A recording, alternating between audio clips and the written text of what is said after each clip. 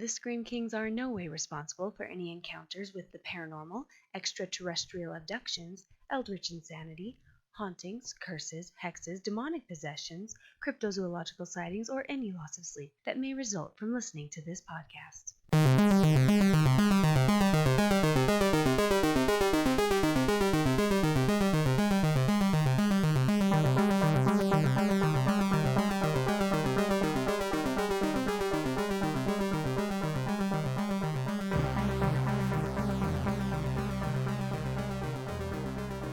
This is the Scream Kings podcast. I'm Nathaniel Darkish.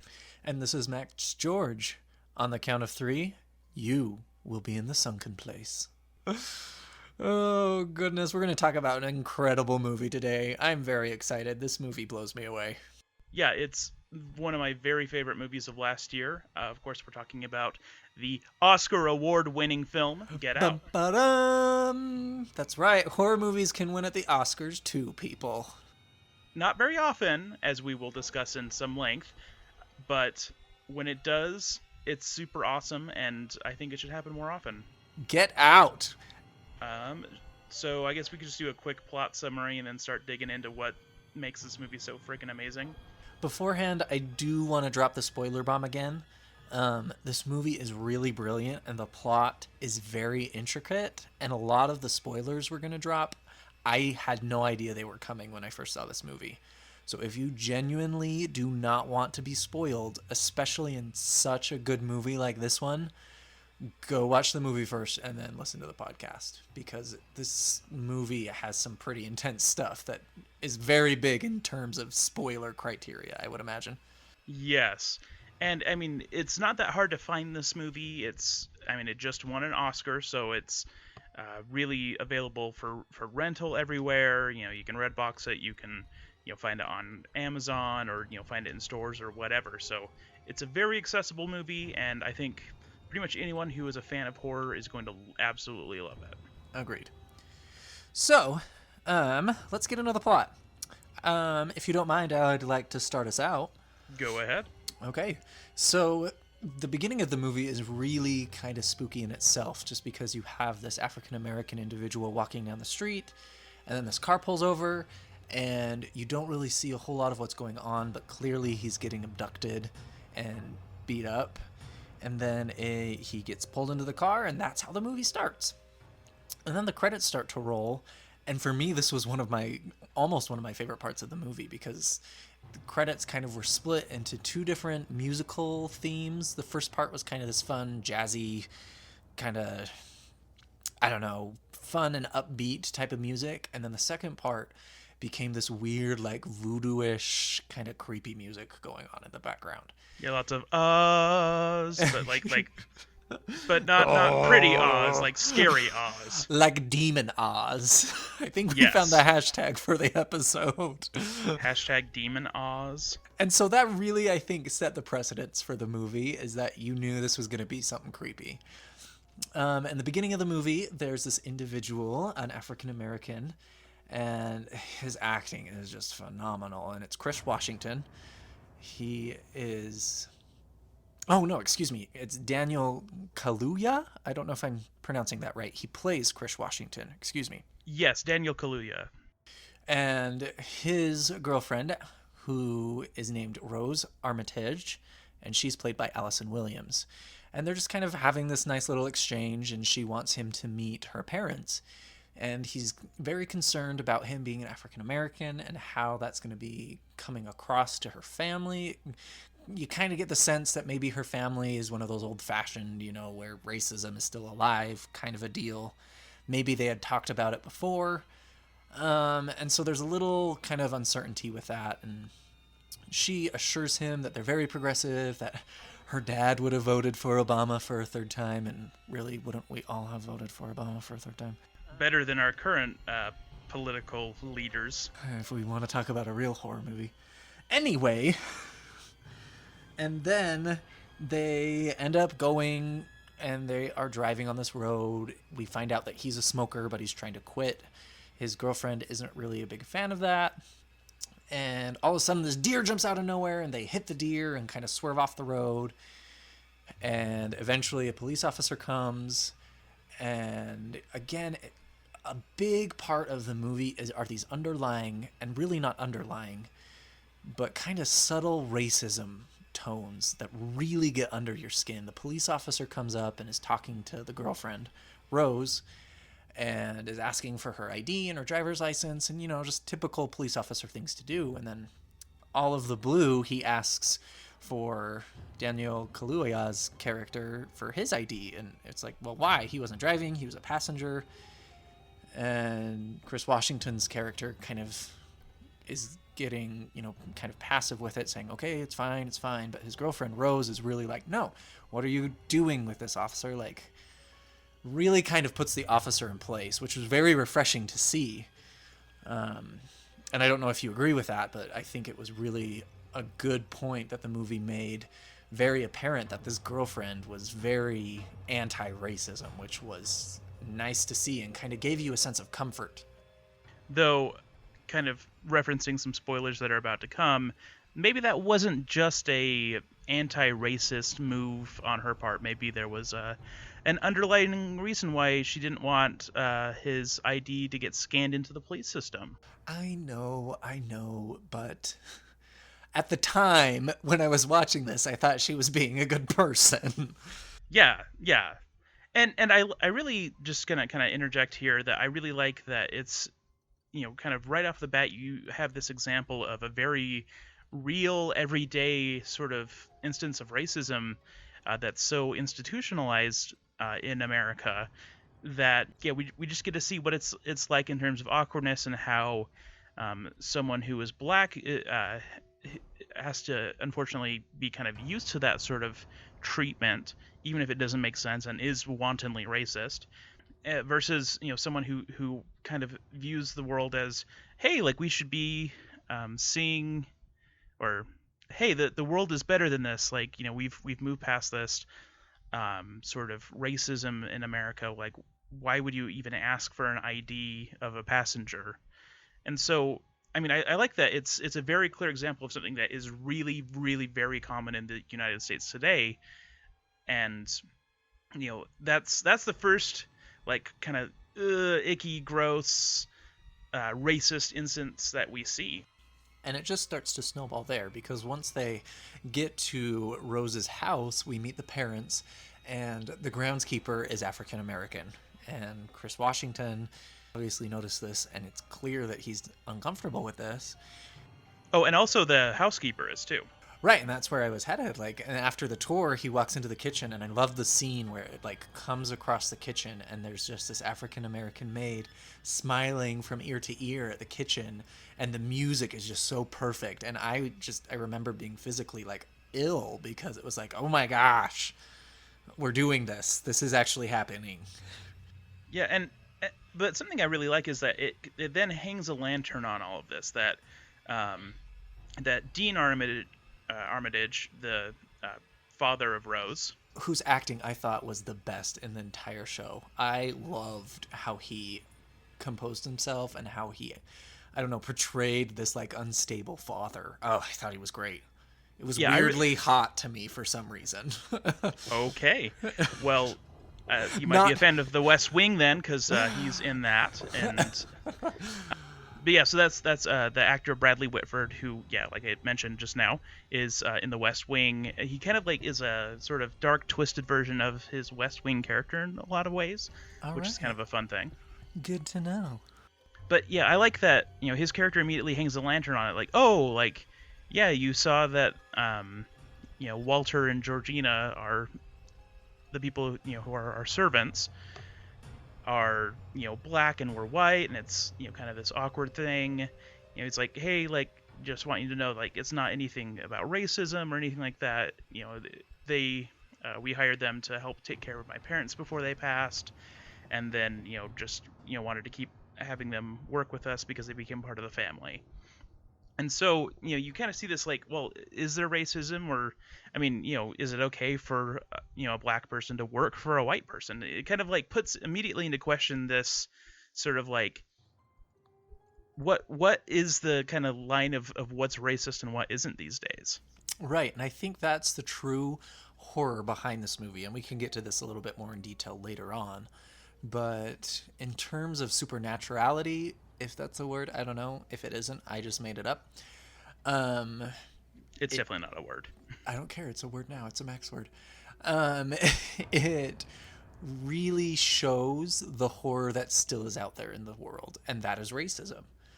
And we can get into that again, like I said, a little bit later. But these undertones that it just layers on top of each other really become very harrowing by the end of the movie. Agreed. So I guess to kind of pick up where we were in terms of the plot summary, um, you know, he meets everyone in the family. He meets Rose's mother as well, who's named Missy, played by Catherine Keener, who was also very good in the film. I mean, everyone, just all of the acting is great. Like, I guess that can just kind of go without saying. Agreed. But she is a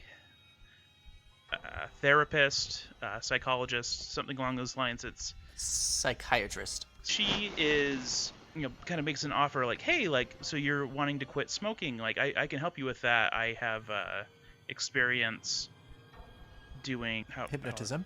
There we go. Words. She offers to help him by hypnotizing him to help him overcome the cravings. And he says, oh no, I'm good. Like, I don't want people kind of getting into my head.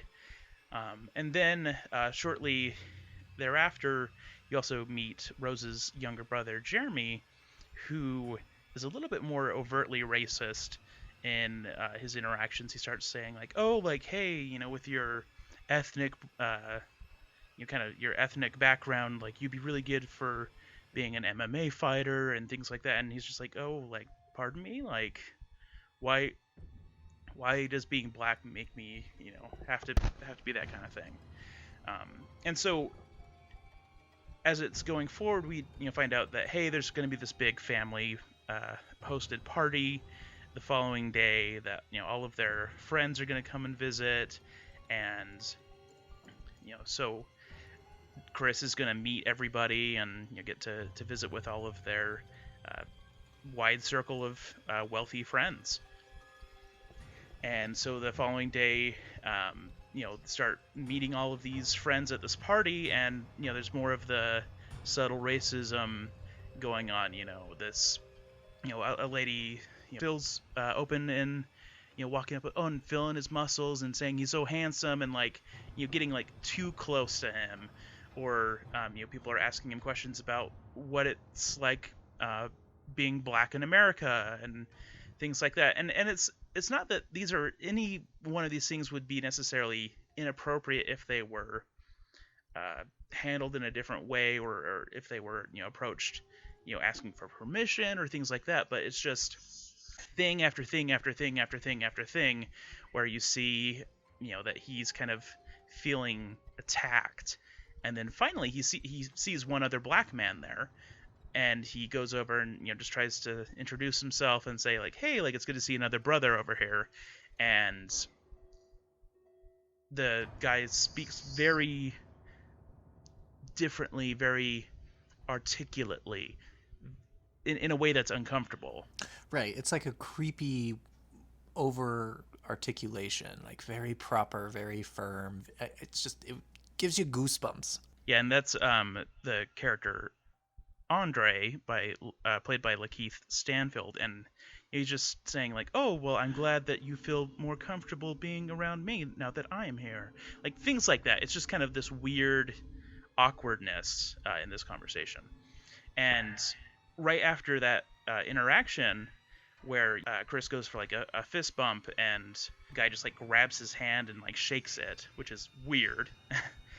He excuses himself, goes and tries to call his friend, who I guess is someone that we probably should have mentioned by this point, his best friend Rod, who is at this point he is a TSA agent, and he is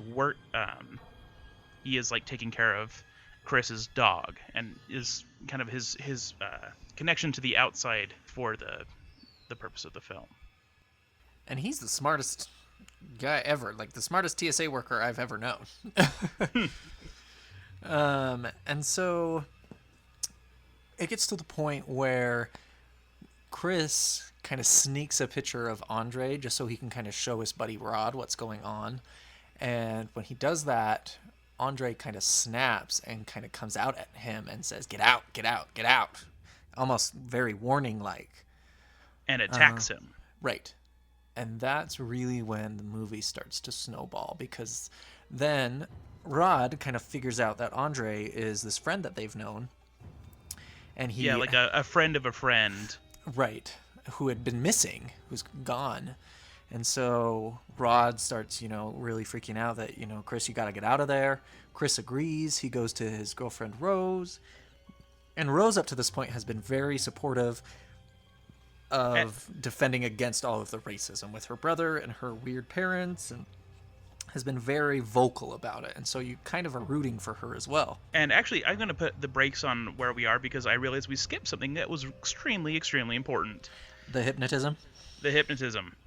So, yes, the night before, the first night there, Chris goes out in the middle of the night to have a smoke break, and the mom, Missy, kind of stops him as he's going back inside. And this was, after he had like a weird interaction with Walter, the black servant, and so where he's just like running around in like weird straight lines, and it's a really weird interaction. But Missy says like, "Oh hey, like come sit with me. I'm just drinking tea. Like let's chat for a minute," and she hypnotizes him. Do you want to go into that? Yeah, and so they're just kind of talking. She has a little teacup there and is kind of stirring the tea, making these little clinking noises. And she starts asking him about his kind of traumatic childhood. He didn't really have a father around. His mother died at an early age, and so she's trying to kind of pull these emotions out of him. And he's starting to realize that it's hypnotism. And it comes to the point where the hypnotism becomes paralyzing and he can't move, absolutely. And he's realizing this, and he starts crying and his eyes just won't shut, and it's really harrowing scene just because he's in so much agony, but you can't visibly see it. You can just kind of see it in his eyes. And Daniel Kaluuya, for this moment, really knocked it out of the park, because the pain and the agony, I said agony twice in a row and I don't even care, is just very apparent. What is this lady doing to me? I can't move. What the F is happening? Yeah, and I mean, she's basically having him read the night that his mother died in a car accident.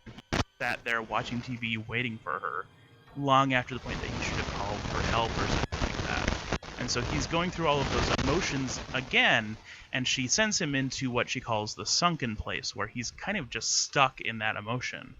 And just kind of like it's shown as him like being like sinking further and further away from the scene of sitting in the chair across from her, and so he can kind of see what's going on, and he's distantly aware of it, but he can't control his body, he can't control anything, and then he wakes up, and then there's the day of the party. So, referencing that hypnotism, he takes a picture of Andre. Andre freaks out. It leads to Rod figuring out that Andre has been missing. Chris kind of realizes that they're in this crazy situation. Something weird is going on, and he convinces Rose to help him leave. So they're packing up, and in her bedroom, he finds this box filled with pictures of other African-American boyfriends that Rose has had, and it's not just one or two, it's like 20. And she says that he was the first black man that she's dated. Right. And then she comes back in. She's still really supportive of them leaving. And so they're trying to get out the door. And obviously the parents and her brother are upset by this. They want him to stay. And they're starting to ask him really kind of creepy questions about what his purpose is and this and that. And he's screaming at Rose, like, find the keys, we need to go. And at one point she pulls the keys out and she's just like, I'm not going to give you the keys. And that's where my mind was just like, oh my gosh, she's evil. Well, so the fact that among the pictures there were pictures of Walter and Georgina, the family's servants, among the people that she dated, that didn't make you freak out? No, I mean, it did, and I knew she was going to be evil then, but she was just, I was rooting for her so much up to this point, and the minute she did that, it was just like, I'm done with you. Because at that point you didn't really know what was going on still. Yes, and so at that point you find out that, and some of this has been kind of revealed but out of context, just shown in different scenes. But basically, you find out that Chris has been bidded on. His body has, by the people who attended the party, and specifically the person who won this auction for his body is a man named Jim Hudson, who is a blind art collector, and Chris is a photographer, and so he wants Chris's body so he can once again have an artistic eye. And so basically, what Chris finds out as he is sitting strapped to a chair once he wakes up after getting knocked out by the brother, is that there's going to be a procedure, and Jim Hudson is going to have his consciousness put inside Chris's body, and Chris will live in the sunken place. He'll be aware of what's happening, but won't have any control over it. That, his body will now be Jim Hudson's. And that kind of gives us context for what's going on with Andre. That was another person who had dated Rose previously and was abducted by her brother Jeremy at the start of the film. And then also Walter and Georgina, you find out they have some of these people's bodies in them, or their other people's consciousnesses in them, specifically Rose's grandparents. Which is a really fresh take on kind of the possession story. It's not this demon that is crazy and possessing and doing terrible things. It's humans actually doing the possessing, which I think is fascinating.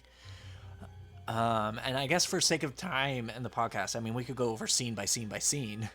Eventually, Chris escapes this chair, and obviously chaos ensues. And you kind of want to go over the more kind of a broader plot of what ends up happening at the end. Okay. So he kills the Armitages while escaping, with the exception of Rose, who is chasing him with a gun as he's running away from the house. And, he briefly overpowers her, but then gets tackled by Walter, who, is, you find out, Rose's grandfather. They have a struggle, but then Chris remembers the moment of lucidity that was caused by taking a picture, and so he takes a picture with his camera real quick, and so the person who Walter once was, kind of comes to himself long enough to shoot Rose with her own gun and give Chris the chance to potentially escape. And so he's limping away, and then suddenly a cop car shows up, and you feel this moment of just horrible dread. And then you find out that it is his friend Rod, who has, kind of been behind the scenes, trying to get help, try to figure out what's going on. And he shows up in his TSA car, and, they hop in the car and they get away. And I think that moment at the very end, that dread about seeing a police car, is really indicative of the horror that this movie is. Because in a horror movie, typically a police car is a sign of salvation. But you've got this poor African-American man with a gun and a bleeding white girl on the street, and the whole theme of the movie, you totally think he's going to get busted for the murders. And actually, fun fact, that was the original ending. Really? Yeah. Yeah, the original ending was going to be Rod talking to Chris in prison, and him saying, look, we need to tell the truth, we need to, get you out and tell your story. And Chris says, it doesn't matter, we stopped what they were doing. That's the end of the, it's over. And so that was actually the original ending, which, from a horror standpoint, is a little more powerful, but it's really satisfying to watch Rod show up and, Chris just go like, how did you find me? Like, how did you know? And he's like, I am the TS mother effing A. And it's a great like cheer moment instead of a moment where you just have your soul crushed. Well, and I think that's good for this movie just because it was so much despair happening. It really kind of accented the movie a little bit better. Okay, so that's a big plot overview of the movie. And again, if you have not seen this movie, please go see it. It's going to be an incredible movie that's really going to last its lifetime being one of the best horrors, I think. Let's talk about, real quick, because we have a lot to talk about, Oscars. Yes. What did you think the scariest part was? I'd say the scariest part for me was the sunken place. Okay. That scene where, he first is hypnotized and, is in the sunken place. It just, you feel this intense dread and helplessness that Chris is experiencing, and it's very visceral, both for the character and as a viewer. I felt this just awful horror when I saw that scene. And for me, I mean, I've kind of mentioned it as just that girlfriend reveal, that she was such a champion for him, or so we thought up to this point. And then all of a sudden, he's lost that support and she's against him. And just the acting and the scene itself and just her going from this like cute, sensitive girlfriend to all of a sudden this terrifying bitch really got under my skin quite a bit. I think it's one of the better horror reveals that have come out in the last few years. So what was overall, regardless of scare factor, what was your favorite part of the film? I really, really liked the fresh take on the possession. And I don't know if we can call it possession or whatever you want to call it. The idea of taking your consciousness and trapping it into someone else, I think, is incredibly fresh. And I think this movie did it in a very, I don't want to say fun because it's not fun, but a very original way. And it really kind of pulls in those racial themes as well, that they're looking for these perfect people and they're African Americans. And so it's this weird kind of counter racism, still racism. I don't know. I think it was just a very artistic way of showing horror in a way that has not been done before. It wasn't just a remake of Invasion of the Body Snatchers. Mm-hmm. It was its completely own new thing. And I'm excited about that because I think other movies coming out like Unsane and A Quiet Place, these new kind of horrors that are fresh stories. They're not remakes. They're not revamps. They're not the same story told a different way. They have a real potential to kind of usher in a new age of horror. And so that for me was my favorite part. It was just that this is a fresh movie. This is something I've never seen before, and I'm totally in it. I have to agree. And I mean, I really feel that, as you mentioned, it brings the issue of race to the forefront of the story, and it, shows really the horror of what America is today. That, I don't think it's a coincidence that this movie has had the level of success it has in the last year, specifically, with that being the first year of Trump's presidency and things like that. It's really, the kind of America that we're unfortunately dealing with today. A lot of these demons from the past of 1960s racism and things like that, we liked to pretend that was all over with, especially with Obama being elected and things like that, but it's not. And the racism might have taken new forms, but it's still very present and very problematic. And along those lines, I think it was really ironic and kind of this juxtaposition that this blatant racism was going on the entire movie, but yet the bodies that these racist, crazy people wanted was the African American body. And so that to me was even another layer of racism that just these people, they considered this race just deplorable and treated them so terribly to the point that they were going to be new bodies that we could inhabit. So there will still be African Americans, but they'll be African Americans with a white mind. And that's gross to think about, because that kind of, like you were saying, reflects on America nowadays, is that, yeah, we all want to believe racism is dead, and it's not. Yeah, it's really not. And I mean, I feel like Jordan Peele, the director and writer of this film, really is kind of in many ways in a fairly unique position to kind of tell this sort of story because um, he's half black, half white, and so he gets to kind of see America kind of from every angle and every side, and I feel like um, his experiences really helped him create a very powerful horror film. And I love that he made this movie after a lot of the other projects he's done, like the Key and Peele comedy sketch series that I for the most part really enjoy.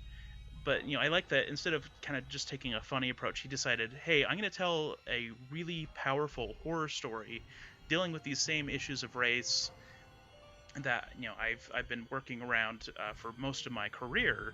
And instead of just making people laugh, it's time to scare them, because obviously these issues aren't getting better. In fact, they're getting worse. Right. And so I just absolutely think that's fantastic. It's a very poignant movie for the times that we're living in.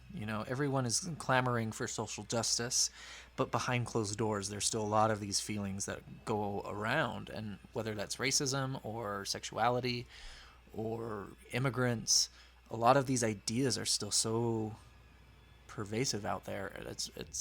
That's why this, to me, is one of the best horror movies, is because it takes something so real and just throws it in your face, and you can't get away from it. You can't get out. I guess kind of going into my very favorite part of the film, it was kind of hard to choose just because it's such a well-constructed film.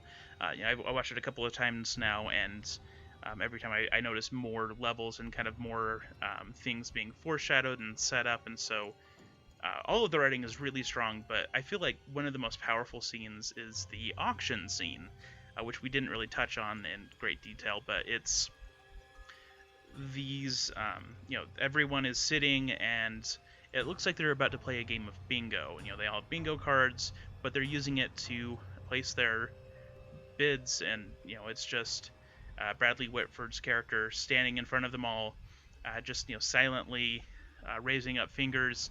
And I believe the bid is, from what I understand, probably $10 million for Chris's body. Yeah, I didn't like that part either. That was a good Yeah, one. it just was very powerful to see that, and to kind of see this silently playing out while this intense music is playing. It was just a really powerful scene to watch. So, is there anything about the movie that you didn't like, or you'd like to change, or just thought could have gone a different way? Well, I mean, I already talked about the alternate ending being maybe a possibly more powerful ending in terms of being a horror film. Yeah, I agree. I think I would have liked that a little bit better, but I'm a fan for sad endings. Yeah, I mean, I feel like this movie, for what it's trying to do in terms of like making a social point, I think it having a stand up and cheer moment instead was probably the right choice, even though it may not be the choice that I personally would have made. But it's still, like, I mean, either ending is very good. And then I guess just the only other thing I would change is maybe the process for doing the consciousness transference felt kind of cartoonish in a way, like kind of something that you'd see in like a cartoon parody of some mad scientist sort of thing. It didn't quite feel as real and visceral as a lot of the other parts of the film, so it just kind of threw me out a little bit. But I mean, I don't mind the idea of that being what is going on. It's just the way that kind of like the operating room and everything like that was presented. It felt a little too silly for me. Yeah. For me, it was more about the pacing. But I understand kind of what they were doing. I feel like the first big half of the movie, I thought the pacing was very not slow, but drawn out. It just kind of felt like it was trudging along at a very pleasant place, and then all of a sudden it just snowballed and went out of control. And again, like I understand that they had a lot of this plot that they were trying to develop, and I appreciated that because the plot is very tight. I just remember when I first saw it thinking like, I'm kind of getting bored. Should I turn it off and watch it another day? Nope, I can't. All of a sudden, nope. Yeah, I can kind of see what you're saying, especially for the first watch. I think I was a little bit the same when the first time I saw the film. Second time I saw the film, when I kind of knew what to look for, every piece seemed very important, and I don't know, I didn't feel like there was a pacing issue that second time. I felt like every detail was extremely important to set up everything else. And very well thought out, too. There wasn't anything that was just frivolous. Yeah, it is a very lean and mean horror film. Right. So, with that said, this lovely movie won at the Oscars this year, which was so fun to see. Yeah, so I was hardcore cheering for it on Twitter and things like that. You know, it was nominated for Best Picture, Best Director, Best Actor for Daniel Kaluuya, and finally for what it actually won, Best Original Screenplay. Yay! Which is awesome. I think sometimes that's my favorite award because it shows the originality behind the movie. You know, before any actors, before any music, before any editing, there has to be a screenplay. It's kind of the core of a movie.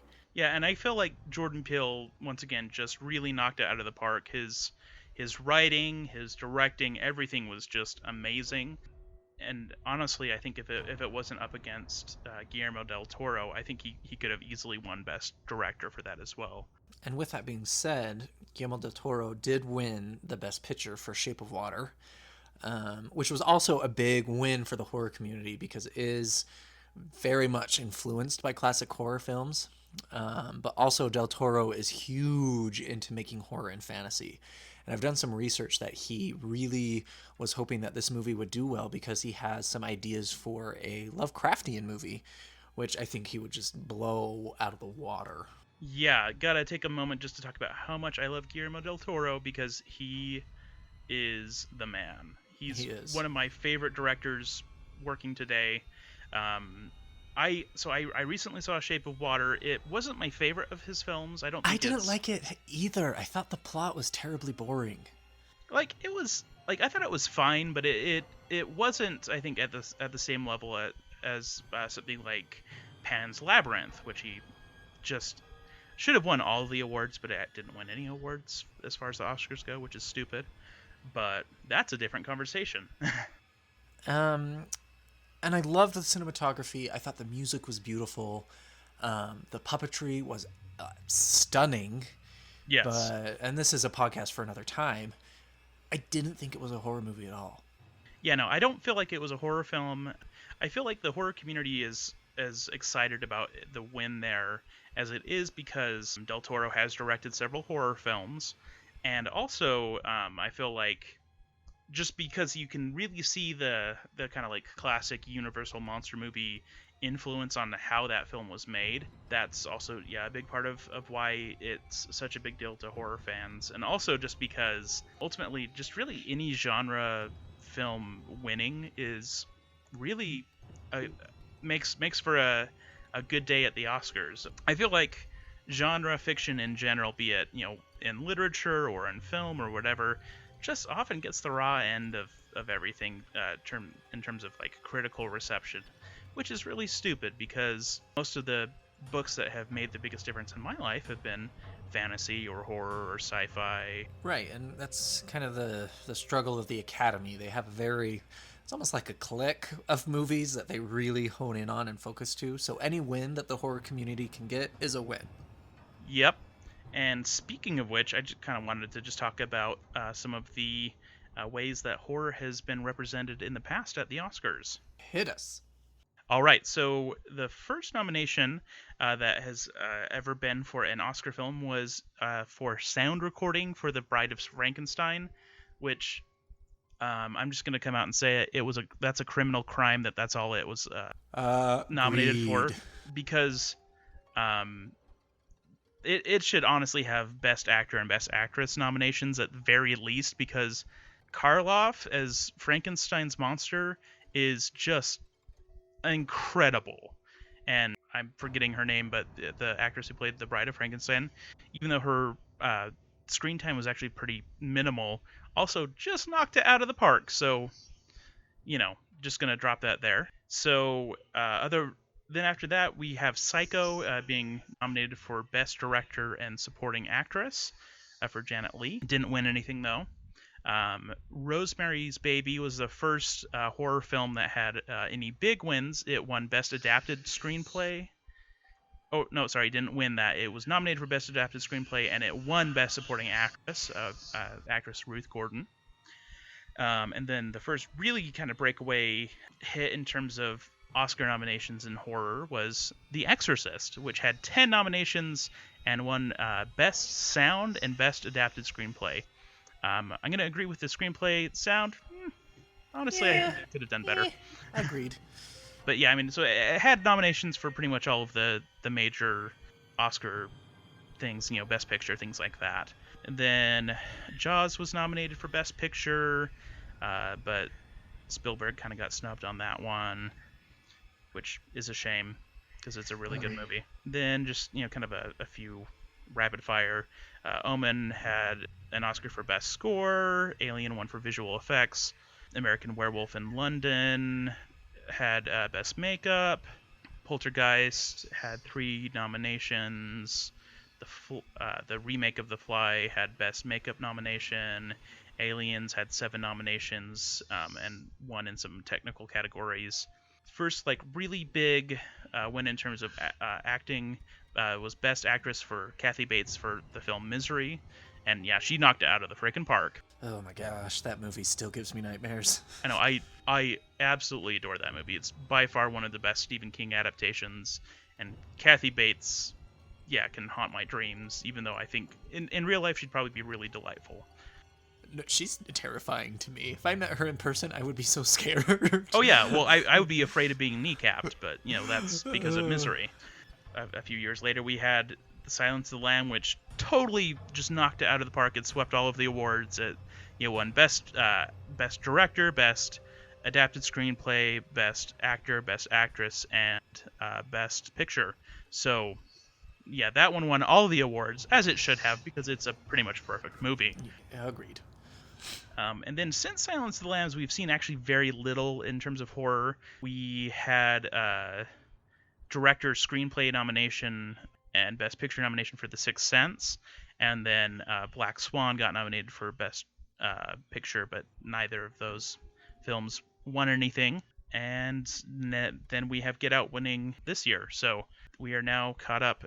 I think from that segue, I think it would be good to kind of throw in, we had a Twitter question! Yes, we did. Thank you so much, at Horror Madam. You made our days by asking a question, and we love interacting with the community. So thank you so much. This was so much fun to get a question. Yes, and we're going to do better about asking questions in the future. Keep an eye out, people. The question asked was, loved the movie, the message, directing, writing, but there are some amazing horror films that never got recognized by the Oscars. What horror films do you guys think should have? And for me, and I know, Nathaniel, you'll agree, Pan's Labyrinth to me is one of the most beautiful works of horror fiction I've ever seen in my life. Yes. That movie should have won something for cinematography. I just thought it was breathtaking. Yes, it should have won all the awards. It should have won director, best picture, or I guess best foreign. I guess it would have been a foreign film, so it should have won at least best foreign film. I also loved The Witch. Not everyone loves The Witch. It's kind of hard and gritty to get through, and there's a scene that is really traumatizing. But just how in-depth the characters got into the roles, I thought the acting was sublime. It was just a really stunning piece of acting work in my mind. Yes, I definitely feel like the main actress for that, whose name is escaping me right now for some reason, she definitely should have won for her performance at very least. But yeah.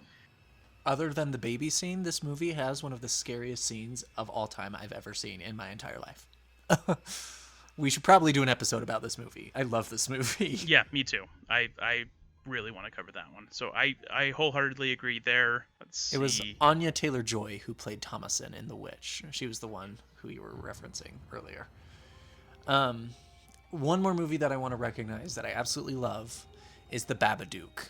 I thought this was an excellent movie, not only as a creepy supernatural horror movie, but really showed a lot of the dark side of children with kind of special needs and how challenging that can be, especially in a single parent home. And just how the acting portrayed that. Again, I think this should have won some awards. I love The Babadook. I really like The Babadook, maybe not as much as you did. But yeah, I agree that it definitely should have at least, gotten a nod by the Oscar committee at very least. Right. I don't necessarily think it would have won things, but it should have been nominated in my mind. Yeah. I think kind of going back to some of the films that we touched on that had, nominations and the like, I think Psycho should have definitely won Best Director, if not also Best Picture, because Psycho is pretty much perfect as well. I mean, I mentioned that like the Alien had won some stuff for effects, but I think like The Thing would be another great example of a horror film that should have won for its effect work. And as I mentioned before, Karloff should have lots of wins for like Best Actor for the Frankenstein films. It's just, he's so good. So maybe let's rewind and get back to Get Out. It obviously won these awards. It's going to be a great movie. Let's do the screams and the crowns for it as we wrap up, and then we can share our exciting news. Sounds good. So where would you put it in terms of screams? And once again, just to remind our audience, screams are what we consider to be the scare factor, how scary it is. Crowns being how good of a movie we think it is, just so we all keep that distinction correct. So as far as screams, I gave it a 6. I thought it was very, very scary, but I thought the scares were more... Ideological? Yes, that's subtle and ideological. Really made you think about how the world is right now and how terrifying and truly horrific that is. That's why I gave it a 6. I mean, it probably should be higher, but it didn't get under my skin like that one scene in The Witch. That's fair. Yeah, I gave it a 6 as well. I put it, there are some really powerful, scary scenes, but yeah, more of the horror just comes from the fact that, America is dealing with these kind of racial issues today, as opposed to the freaky, can't sleep at night sort of horror that I usually associate with a high scream ranking. Now, as far as crowns go, straight 9 for me. One of the better horror movies I have seen in a really, really long time. I'm gonna go one better. I gave it a 10. It's one of my favorite films of last year by far. And it was for me too. I just am saving that 10 for just the perfect movie, I think. For me, like this is up there with Alien and with Silence of the Lambs in terms of just how well constructed of a film it was. Like I said, just the writing was really well thought out, the direction was fantastic, the music was fantastic, the acting was fantastic. Everything just really came together on this film for me. So yeah, I gave it a 10. So I guess our average there would be 6 screams and 9.5 crowns. That's one of the highest ranking films we've done yet. Go see this movie. It's so good. Go see it. And then watch it again. Yes. And then own the Blu-ray. All right. I'm so excited. Do you want to spill the beans on exciting news? Yes. So we have some really exciting things coming up. I mean, we have our next several episodes planned out, but specifically one of our upcoming episodes, probably not the next episode, but the following one is, I'm guessing, what we'll be doing based on our schedule, is going to feature a member of the horror community, a horror pro, Dan Wells, who is an author, best known in the horror community for writing the John Cleaver series of novels. starting with I Am Not a Serial Killer, which was adapted into a film, which we're also going to discuss. So we're going to interview him, talk about his writing, the experience with his involvement in the making of the film, things like that. And so we're very excited, and we'll be interviewing him in, I think, just under 3 weeks. That is super duper duper duper duper duper duper exciting. Yeah, he's a really cool guy.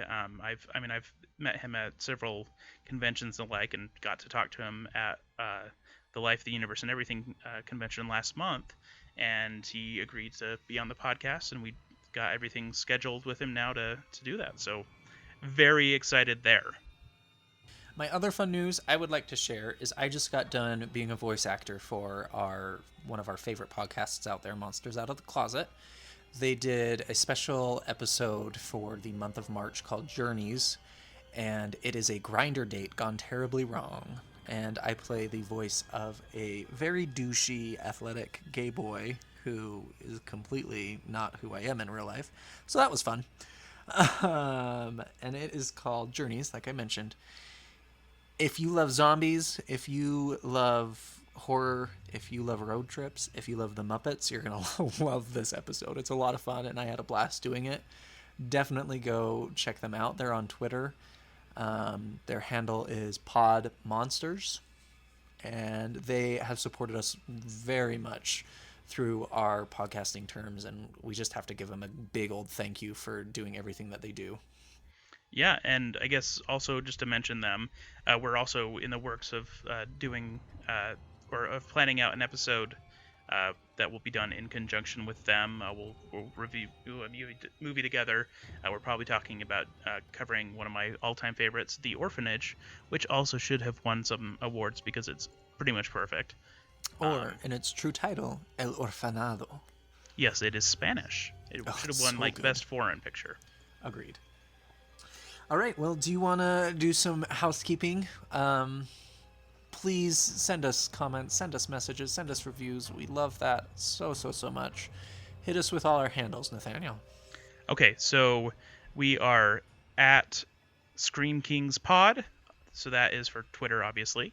Then just Scream King Podcast on Facebook, and screamkingpodcast@gmail.com if you want to email us with any questions or ideas or anything like that. We're in the process of trying to set up a Patreon, so we'll have some details about that soon. And then my personal Twitter handle is at NJDarkish, and Max is probably going to have a Twitter handle that is going to be specifically for the horror community soon, so we'll announce that when we have that. Yeah, I'm thinking about kind of creating one just so I can become more active on Twitter and connect with all you occult lovers out there. I know it's been a while since we've done our occult corner and your little blurb on horror literature, so we definitely do. I know I have some ideas. I've tried some things out that I'm excited to share with everybody. And those will be featured on some upcoming episodes. Oh, I guess one other thing I just wanted to mention in relation to Get Out is that I have a really strong book recommendation for anyone who loves Get Out, who wants to read about horror that deals with race in America, specifically Lovecraft Country, which I made Max read and he liked it. And it's a fantastic book. Yeah, so it's Lovecraft Country by Matt Ruff. Can't recommend it highly enough. It's probably my favorite book that I read last year. But yeah, and also everyone should pick that up because our wonderful Oscar-winning director of Get Out is actually involved in a series adaptation of that wonderful book. Cool. Yeah, so Jordan Peele and J.J. Abrams are TV it into a TV show. So it's gonna destroy the foundations of the earth and raise us all into heaven? Yeah, pretty much. I'm predicting now that if it is half as good as the book, it will be among my very favorite TV shows. So that's awesome. All right, well, I think that's it. I just had one more thing to say. My lovely boss at work does not like horror movies at all and really wants us to cover Pirates of the Caribbean because that's the scariest movie he has seen. And I told him I would mention that in the podcast. So here you go. We will never do that on the podcast. I mean, maybe if we do kind of a milder episode. Maybe if we run out of all the other horror movies in the world. Yeah, I mean, my wife can give us all of the information because she's seen pirates probably more than most other humans combined. So, anyway, I just had to throw that out for him so I can harass him at work tomorrow. Yeah, well, everyone, stay spooky, and we will talk to you next time. And avoid hypnotists at all costs. And if you do find one, get out.